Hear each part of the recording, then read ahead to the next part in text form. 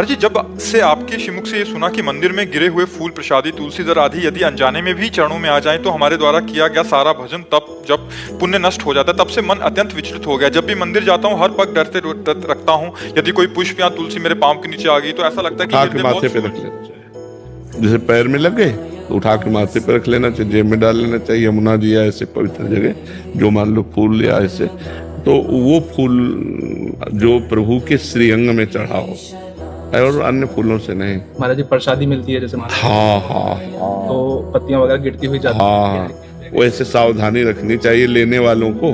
पर अपने जैसे पैर के नीचे आ जाए तो माथे पे रख ले तो वो अपराध ऐसे चलना। मंदिर जाते हैं तो हम ऐसे देखते जाते हैं, अगर सामने तुलसी दिखाई दी तो रुक गए, तुलसी जी को उठा लिया, या कोई पास हुआ तो बता दिया ऐसे उठाओ। पैर रखना, इसीलिए देवालय, तीर्थयाटन, इनमें बहुत सावधानी रखी जाती है कि हमें अपने पुण्य बचाने हैं, पुण्य नष्ट नहीं करने हैं। अब जैसे भगवान का प्रसादी जो वो अगर गिर पड़ा उस पर पैर रख, इसका एक कथा है। पुष्पदंत जी भगवान शिव जी के एक पार्षद हैं, तो काशी नरेश का बगीचा था जो विश्वनाथ जी के लिए पुष्प रखते, तो काशी विश्वनाथ जी के पार्षद हैं तो रात्रि में ही ले आते थे। अब दिव्य अंतर ध्यान गति से तो आसपास सब सैनिक लगे रहते और सुबह सारे फूल गायब। तो राजा ने कहा चोर अगर चोरी करता तो बाहर से आता, ये फूल कैसे गायब हो जाते हैं? तो विद्वानों ने बताया ये चोर अंतर ध्यान होके आता है, ये चोर ऐसा नहीं है, दिव्य चोर है।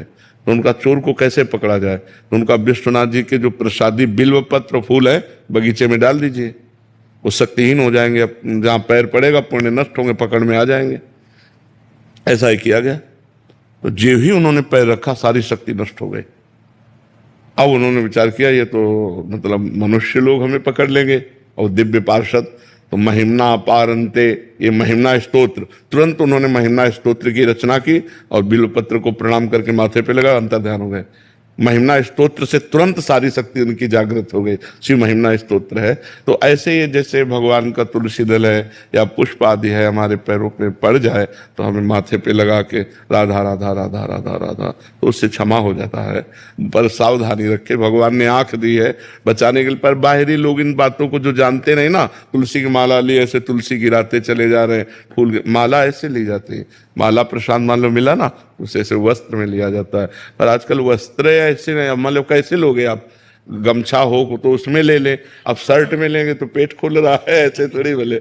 वैसे इसीलिए अपनी भारतीय जो पोशाक है वो बहुत बढ़िया है, अपना धोती कुर्ता या पैजामा कुर्ता पैजामा और एक गमछा जरूर रहता था। अब तो गमछा किसी के पास नहीं है। तो वैसे प्रसाद जो माला प्रसादी है वो ऐसे लेने में ज़्यादा अच्छा रहता है। पर अब कैसे ले, किसी के पास गमछा तो रहता नहीं। हम तो बाबा जी इसलिए अचला है, सबके पास तो अचला है। तो भी बड़ी सावधानी से ले ले, जिससे गिरे ना, और जिसके पैरों में लग जाए वो उठाकर माथे पे लगा ले। प्रसाद वगैरह मिलता है, भीड़ इतनी होती है, धक्का मुक्की होती है, मतलब इतना भी मौका नहीं मिलता कि नीचे झुक भी जाएं। हाँ बिल्कुल, कहीं कहीं ऐसा तो नेत्रों से प्रणाम कर ले। मान लो ऐसा धक्का लगा आप आगे गए तो नेत्रों से प्रणाम कर लो, हृदय में जो जलन होती है वही उसका पश्चाताप हो जाता है।